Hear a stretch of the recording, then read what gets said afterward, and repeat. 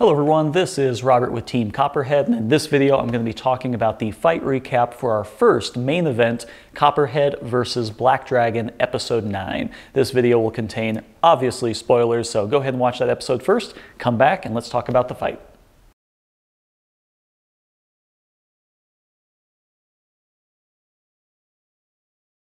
So we've got a few things to cover in this video. First, I'll talk about the good old, classic strategy, what we were thinking going into this fight, and we'll talk about the fight itself, the recap, the damage, all that good stuff. But we do have a very special surprise for you this week. We've got Gabriel, the team captain of Black Dragon. He sent us a video clip so that we can kind of hear from his side about the damage and how the fight went and all that good stuff. So that'll be awesome. And of course, the internet would hate me if I didn't talk about the Killsaws. The Killsaws made their return, I guess, in this match. Is I think the first time that they were used in the season. So I'll talk a little bit more about that, and we can actually take a look at Copperhead and see what the Killsaws actually did. So that's going to be coming up. So let's start out with the strategy and kind of, what our mindset was going into this fight with Black Dragon. So in terms of preparation, there really wasn't that much. Copperhead was in prime condition after P1. We really didn't have any damage or anything to tend to. It was just charge the batteries and get ready for the next fight. We specifically called out Black Dragon, so we were kind of thinking, half assuming that that was going to happen. We didn't know from production until it was announced, but we thought that they would probably go with that because it is a good matchup. For those of you not familiar, Zach, the team captain of Copperhead, has fought the Black Dragon team several times at different weight classes. There's all sorts of different weight classes in combat robots, 250 being BattleBots being the biggest, but at the 60-pound or lightweight class, Black Dragon is Federal MT and Copperhead was Unmakerbot. And so these bots have fought several times over the years, and Zach usually came out on top. I think he always came out on top in these fights. I have a couple clips down below where you can watch this, and you can see a lot of similarities between this fight and the 60-pound fights. They're very, very, very similar in the strategy. The bots kind of drive similar, so it's really interesting to see those similarities. So it was just a matter of charging the batteries, throwing it into the arena, and just going. There's no real strategy there. The final bit of preparation that we needed was to paint a mural on the tooth of Copperhead's drum. We did this on this fight and every fight after it in the season, and it was kind of a nice idea that, you're already queued up in line, the bot's already sitting there, and we're like, let's just do a little bit more decoration. My wife does all the graphics for Copperhead. She came up with the logo and helped out with the design scheme and all the patches and everything like that. So we figured it'd be kind of a cool idea to add a little special something something before every fight. And with Black Dragon, it was pretty obvious. We do the Black Dragon, of course, and then Copperhead on the other side. The way she did this was we took a picture of the drum and then she brought that into her iPad, drew everything out on the iPad so that she could get a sense of scale, and then she held up the iPad and used that as the source reference to actually paint it on by hand, and then we let that dry and then went into the fight. So I thought that was pretty cool, and you'll see a few more of these in the upcoming season. So let's talk about the fight itself, and then we'll hear from Gabriel and see what his take on it was. As far as the actual fight goes, Copperhead is a really difficult robot to win the wedge game against. Because we have those two front forks and I think about 50 or 60% of our weight is resting on those, when we drive around, we're literally scraping up the paint on the floor. So it's really difficult to get underneath of them, especially with how much they're scalloped and everything. So the wedge on Black Dragon just had a really hard time getting underneath of it, and we just end up hitting them and hitting them and hitting them. And towards the end of the fight, you can see that we were just both very tired. The bots were just warm, the ESCs were kind of cutting out, and everything was just, ready to be done. So I'm going to let Gabriel kind of talk about things from his side. He goes over a lot of different things from his viewpoint. So I'm going to let him do that, and then we'll come back, fill in some details, and then we'll talk about the Killsaws. So let's do that. Gabriel, you're on. Hey guys, I'm Gabriel Teles, the team captain of Black Dragon for Season 5, and I'm here to talk about our match against Copperhead. First of all, I would like to thank a lot Robert for inviting us to be here. It's a real pleasure because we watch a lot of his content, a lot of his videos, and it's a pleasure to be here. Real pleasure. Thank you, Robert. So, besides that, we want to say that this match was a little bit expected for both of the teams, I think. In fact, they asked for this match, right? And I think that because we faced a lot of times Zach back in Robo Games with our robot Fedora Meeting against his robot on MakerBot. And Fedora Meeting inspired Black Dragon, so it's a match that we are kind of, oh, this match shouldn't happen some way, somehow, some season. I don't know when, but it's going to happen. In fact, it happened this season 5, and it was a really good match, a main event, our first main event. In fact, we are really proud of that being the main event at BattleBots. It's already on for us. And what we could say about the strategy going for this match? The first thing that we start to discussing is the wedge. In fact, we discussed a lot if we should use the same wedge that we used against Minotaur. But even though they are similar weapon bots, they are different in the wedge positioning. The forks, the wedgelets of both bots of Minotaur and Copperhead are different, so we thought that the wedge that we were using against Minotaur wouldn't have the same effect in this fight, so we switched to the one that we actually use in the fight in the main event. After that, our drivers started to plan a lot of strategies. Tarcísio and Moises are really good drivers. They did an awesome work of studying the match, watching a lot of videos from Zach.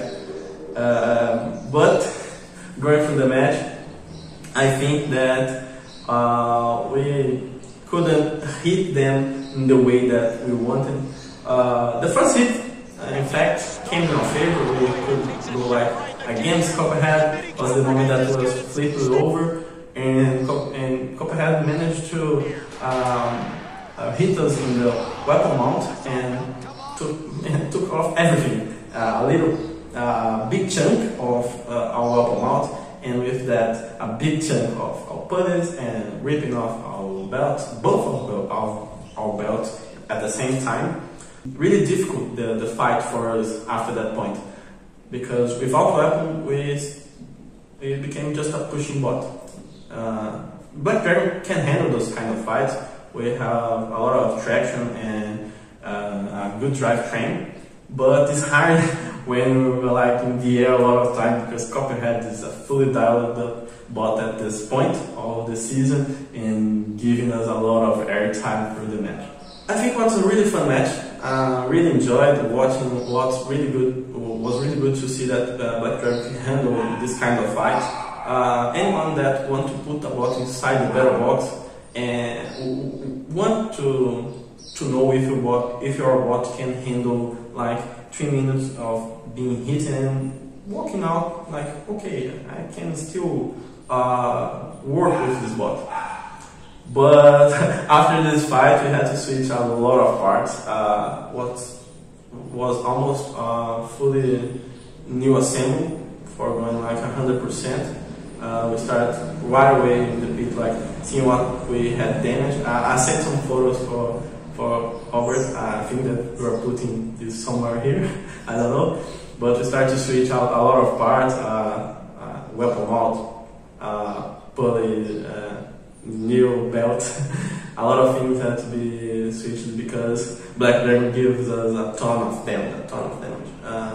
We had a lot of parts broken, and we had to work a lot to be ready. I think that the select committee is pretty happy with Copperhead. They are 3-0 now, and I think they are in the top 32. But Black Dragon have to work a lot. Show the select committee even after this match we can reassemble the bot and be ready for the upcoming challenge. But I think this is it. Thank you very much, Robert, again for inviting us to be here. Thank you everyone that cheers for Black Dragon. I hope you guys enjoyed this fight, even though we come up with losing this one, but well deserved. You guys at Copperhead team, you guys are really good, and I hope to face you another time and maybe with a different outcome. Right? Thank you guys, and best regards from Brazil, and see you at next time in the next episode at BattleBots. Thank you. I swear I didn't pay them anything to be that nice. They're just that nice. Really great team, really great robot. I think it really just comes down to we rode up that front wedge and the drum clipped the pulley and clipped that whole weapon assembly, took some chunks off, took the belts off, and that was pretty much the end of the story. Copperhead itself really didn't take that much damage. Their weapon was only going in that first couple hits, and then all the other exchanges was pretty much weapon to weapon. So we don't really have any notable damage to show. I just don't have any pictures or anything like that, but I will talk about the drive issue. So let me show you a motor, and I'll explain exactly what happened with the drive. So here is one of our drive motors from the Black Dragon fight. You can see we have it nice and labeled. And if we spin this, that should not be making any noise, and this should freely be able to spin, and it's very much crunchy and bound up, and it was a lot worse than this. So let's open this up, and I'll show you what's inside. So inside these motors, you see all these little strips along the side. These are all magnets, and if you look closely, I'm trying to get this on camera right there, this one, you can see that it's just completely missing. There is nothing right there. All the white stuff is battle hardening. It's an epoxy that we add to the inside to prevent this from happening. But with the Black Dragon fight, there was just so many big hits and shocks that this magnet right in here just decided to explode. And of course, it's a magnet, so all of that material just got all stuck inside of here. And even to this day, yeah, you can see all the gunk that's inside of there. All of this debris and residue just exploded inside this motor can, and then it rubs against the inside of the motor. So, yep, that's exactly what happened. Is this motor just saw way too much shock, the magnets exploded, and that caused that drive side to lock up and be faulty. So how much damage do the kill saws do? Well, I've got both bots out here because, well, I couldn't find the damage immediately. So I brought out the other one. I knew this one fought. This is the one that fought in the Black Dragon fight, but I brought out the other one just to see. I see nothing on this side. I see nothing on this side. Upon closer inspection, right there, right there. I'm not even sure if this is going to show up on camera. I'll zoom in later, but that is where we got caught. Obviously the wheels got caught. That is the swipe right there, a little bit over there, but that's it. That's all the damage there is. We can look at the rest of the wheel. Maybe that came from it. A couple other little cuts. Don't worry about any of this other damage. Yeah, right there and there. I think that's what the kill saws did, is just that, yeah, a little bit right there, and a little bit right there, a little bit right there, and this little thing. So I don't know. It kind of goes to show that the hazards really don't do a lot. They look cool on TV. They're more of an annoyance, I think, than anything. It's just kind of annoying when, you know, you're going after someone and you run into them, but we don't repaint the bots. We don't really do that much with the paint. This is all just kind of clear-coated rust, so you would definitely see something if there was anything on here, and there's nothing here. There's a little bit of something here, and nothing else would have hit us there. So I think it's that. I'll zoom in and give you a better look at what that is, but that is the damage we took from the kill saws right there, and these couple little inconsequential hits in the wheel. Look at that absolutely brutal, brutal hit.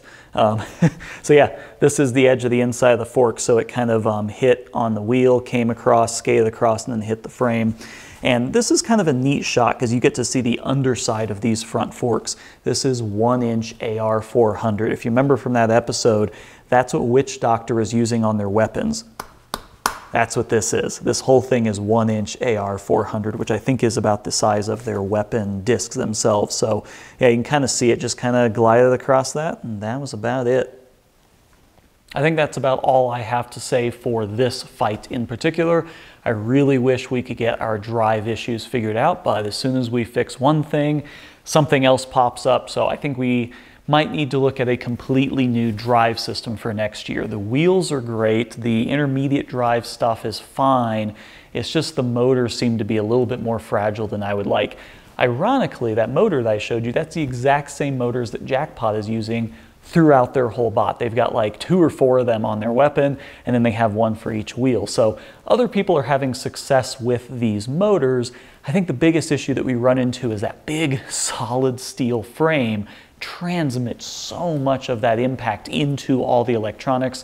The drive system isn't really shock mounted in any meaningful way, so whenever those really big hits happen, which Copperhead can obviously dish out these really big hits, it's just a shock wave transferring through the entirety of the bot, and if anything is even the least bit fragile, it will just kind of explode. So yeah, something to think about for the next version. So hopefully this gave you a little bit better context into that fight. Be sure to check out the next recaps for the other, I think we're at 784 fights left for the season, so go ahead and check out the recaps on all of those. Check out the links down below, follow us on Facebook, all of that good stuff. See you in the next video. Thanks for watching.